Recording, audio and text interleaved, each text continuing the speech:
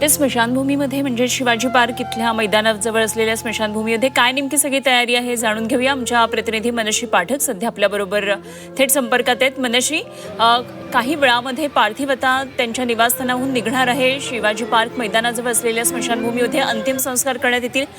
काय नेमकी तयारी, या ठिकाणी कोणी मान्यवर आता पोहोचलेत का, काय एकंदरीतच सगळं चित्र दिसतंय?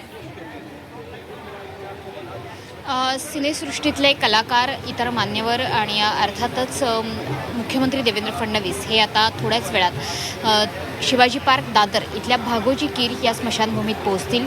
माझ्या मागे तुम्ही इकडे तयारी बघता आहात की अंत्यविधीची, अंत्यसंस्काराची संपूर्ण तयारी ही झालेली आहे आणि आता काही वेळानंतर पार्थिव हे या स्मशानभूमीत पोहोचेल आणि त्यानंतर अंतिम निरोप आशाताईंना दिला जाईल। खरं तर प्रत्येकाच्याच मनात आशाताईंची गाणी सध्या रुंजी घालत आहेत, त्यांच्या आठवणी सध्या रुंजी घालत आहेत आणि वेगवेगळ्या गाण्यांच्या स्वरूपातूनच त्यांना आता आठवलं जाऊ शकतं। अर्थातच जरी आशाताईंचा आजचा प्रवास हा अनंतात विलीन होणारा असला तरीसुद्धा त्यांचा स्वर हा अनंतात कालातीत राहणार आहे।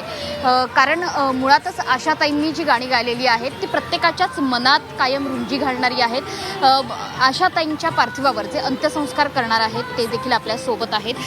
गुरुजी, मला सांगा की एका बाजूला लता मंगेशकर यांच्यावर जेव्हा अंतिम संस्कार झाले, त्यांचे अंत्यविधी झाले, तेव्हा शिवाजी पार्कच्या मैदानावर आपण ते बघितलेलं होतं।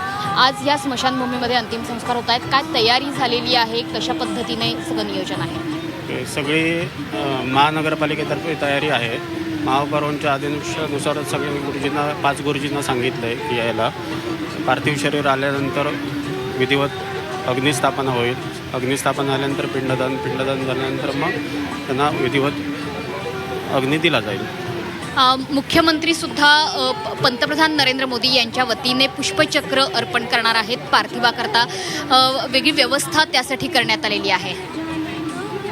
तर एकीकडे आपण बघतो आहोत की इकडे मागे LED स्क्रीन लावलेल्या आपण बघतो आहोत की ज्या LED स्क्रीनवर आशाताई यांची गाणी तर आपल्याला बघायला मिळतीलच, मात्र सोबतच त्यांच्या आठवणींच्या चित्रफिती यासुद्धा बघायला मिळणार आहेत। त्याच्यामुळे या LED स्क्रीन फक्त स्मशानभूमीच्याच परिसरात नाही तर दादरमध्ये, शिवाजी पार्कमध्ये वेगवेगळ्या ठिकाणी लावण्यात येत आहेत, मुंबईभरात लावण्यात येत आहेत। खरं तर मंगेशकर कुटुंबियांशी असणारी जवळीक, मंगेशकर कुटुंबियांविषयी असणारी आपुलकी ही राजकीय क्षेत्रात सुद्धा यापूर्वी आपल्याला बघायला मिळाली आहे। अगदी राज ठाकरेंची जर पोस्ट आपण बघितली तर प्रत्येकाच्याच व्यक्त होण्याला ती भावनिक किनार आहे।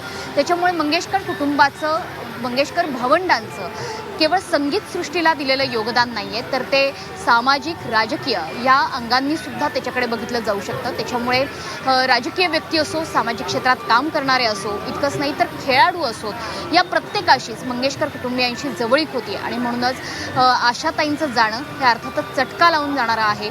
एका युगाचा हा अंत आहे असं म्हणायला हरकत नाही, कारण 80चं दशक असो, 90चं दशक असो आणि अगदी आतापर्यंत म्हणजे ज्याला जेनझी पिढी म्हणतो त्या जेनझी पिढीला सुद्धा वेळ लावणारी ही सगळी गाणी होती, ही सगळी सुरावट होती।